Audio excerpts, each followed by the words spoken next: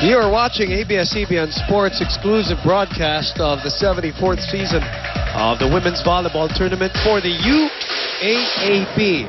UST at 5-4, sorry, 5-3, and FEU at 5-4, battling it out here, positioning here at the early goings of the second round, and we are at a set apiece. Two very long sets, two very exciting and well-played sets. That's right. Set number 2, really very, very close. FEU had the upper hand, of course, and they really got their defense going. Their floor defense was perfect. Agno with a lot of good saves. Also, their coverage improved. Kahit na nabablock sila ng USC this time, Giselle C picking up some coverage plays for FEU, and UST on the other hand, kita mo nangapa talaga si Coach OG dito sa second set. Tried two new players to mix up with the rest of the team, pero hindi niya nahanap yung tamang kombinasyon, and before they knew it, FEU was up by 3 points going to the last leg of that second set. And for the side of FEU, again, good distribution by Giselle C. Kita mo lahat nabigyan ng Eulalio, even had a great quick play. Yes. In that play. In Vargas, more consistency on her part, scoring last 2 points of that second set for FEU. And just like the first set, the first match between these two teams, boom, no, mukhang dikita na naman. And it's following the same script too. One set for UST, one set for FEU. So far, it's been like that. 14 attack points for UST, only 13 for FEU. And blocking, bumaba ang USC, kita mo kanina. And this is because FEU was covering better. Mas maganda yung blocking coverage nila. Kaya hindi na-convert ng blocks ng UST into points. That woman on your screens, parang nagalit siya sa mga teammates niya no second set. I saw her a couple of times, you know, short of scolding some of her teammates. You know, she's the leader of this FEU team, Giselle C. You know, there's a great sports saying. They say, to be a great player, sometimes you cannot always be the best teammate. And we're saying that not necessarily. Ito, parang may issue dito si Coach Ness, ha? Coach Ness Papilar fuming. Yep. Because I think he's trying to get a touch from the block. Walang tinawag. So, puntos para sa FEU. But Coach Ness believes that they're... And he continues to complain here. As Panatikla goes cross-court again. And he said that nag-change yung direction ng bola, and Coach Ness has been standing up from the very first play of this match. Talagang kita mo, he's really into the match. Because he knows if he wins, he's gonna tie UST in that nasa taas sila, 3 or 4 position. So, importante itong laro na to for FEU. Tatlong sunod na puntos na rin to, ha? Para sa UST. Going back to that conversation kanina, Ian, they were like saying that to be a great leader, you don't necessarily always have to be the most liked teammate. And it's not off the court. On the court, you have to take on sometimes a personality that sometimes, you know, that's true. You have to be on top of your teammates. That's true. And normally in volleyball, it's usually the setter. Yes. Because she gets to touch the ball in each sequence, in each exchange, no? Hindi tulad ng attacker.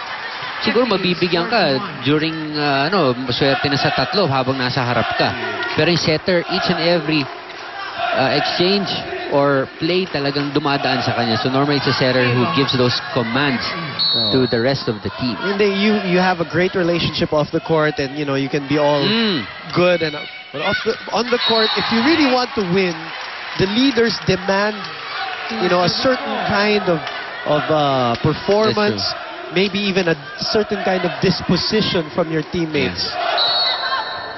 And that's what I saw in that second set earlier when she was scolding some of her teammates. And also nanggagaling din sa coach din yun, ano? Parang yung sinasabi ng coach, may license siyang gumanyan. That's right. May go signal siya. Panatikla for the third time. Nakaluhod na ito si Giselle C. Tough set for Giselle. Oh, Rhea trying to pull a fast one.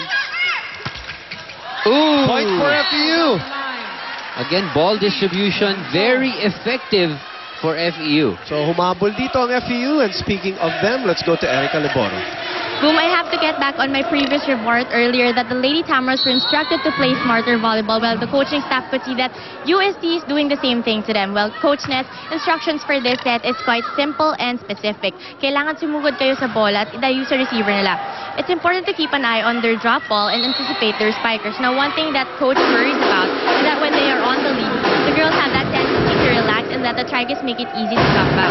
Dagdagan pa natin ang feedback to secure this game. Boom and Ian. Ayun na nga, naunahan nga sila kanina na 4-0. So nakahabol naman ng konti. 5-3, 5 serving 3. Serve for UST. Midori Hirotsuju. Giselle. Nice set. Oh, that was just out. Picks it out. That was just out.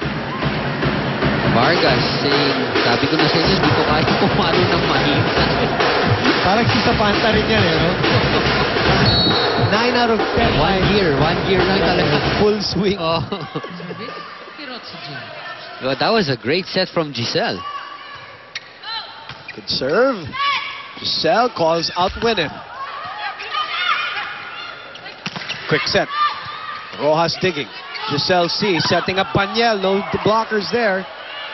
Panatikla. Vargas asking for it. Gets it. Oh! Pinitin niya ng konti. There you go. Nice off-speed from Vargas. Let's check in with Patch Cansana from the USC side. Coach Oji uses a lot of sarcasm to wake up the girls. At ang unang tanong niya ay, namatayan ba tayo? At bakit parang nagluluksa tayong lahat? At hindi kayo gumagalaw dyan sa kinakatayuan nyo?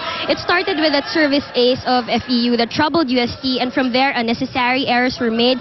One thing that he pointed out was, why aren't you guys communicating? Hindi pwedeng kanya-kanya dito. Another complaint was, we have 3 spikers. Bakit sila ang lumalamang? Coach Oji answered his own question, saying, hindi daw kasi normal ang galaw nila. So, in this set, we are expecting that same intensity that we have from UST during the first set. Back to you, Boom and Ian. I'm a little bit concerned about our coaches here, Ian.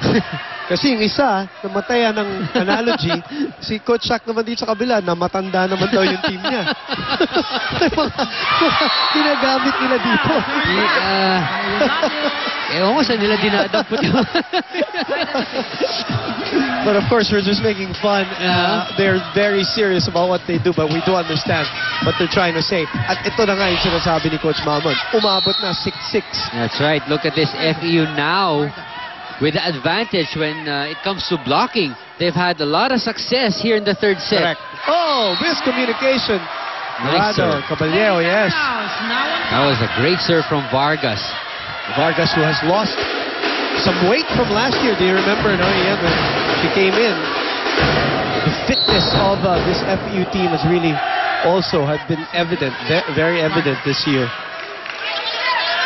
Volleyball is serious business here in the UAAP. 7 all. I believe that's her third service error for the game. Tied at 7. And talagang walang nakakalayo eh. Alam mo na yung score, hindi lalayo ng gusto eh. May usapan itong dalawang to talaga. Pasasayahin lang nila tayo. Sa dulo na lang daw magkabigayan. Up. That's an overreach. What's the lifting violation? Lift. Oh, sorry. Lifting violation. And so that means the point goes to FEU. That's right. At ihahatid muna tayo sa isang technical timeout.